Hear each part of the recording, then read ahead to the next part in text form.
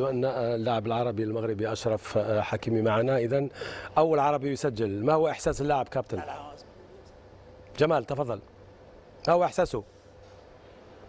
نعم شكرا الأخضر.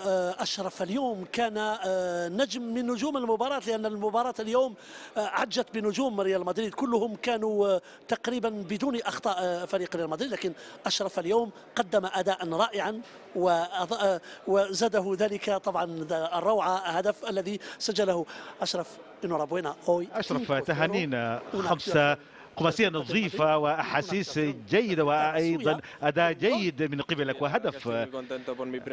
أنا سعيد بأول هدف بقميص الريال مدريد وأيضا بفوز الفريق، أضف إلى ذلك الأداء الجيد. ماذا قال لك المدرب بعد أن وضعك أساسيا، وكيف جهزك لهذه المباراة أمام أشبيليا؟ تحدث معي المدرب قبل المباراة عفوا، وفي مباراة جيدة وأمام خصم كبير مثل أشبيليا، وأنا سعيد بالنتيجة. على المستوى الشخصي كيف كانت أحاسيسك؟ لعبت بأريحية كبيرة في هذه المباراة، وأنا أعمل يوميا لكي تتاح لي الفرصة. اليوم باللغة العربية كبيرة جدا، درت مباراة كبيرة بزاف اليوم. كيف بالعربية يقول الجمهور المغربي، الجمهور العربي اللي يحب يشوفك ويحب يشوف أشرف لاعب ريال مدريد؟ فرحان بزاف باش درت اول بيت في ريال مدريد، وفرحان بزاف فيكتوريا اللي درنا اليوم.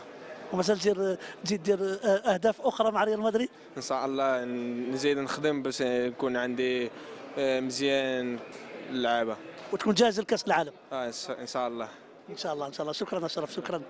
اذا اشرف طبعا هذا اتفاق بيننا ان نتحدث في الاول بالاسبانيه ثم الاسئله الاخيره بالعربيه.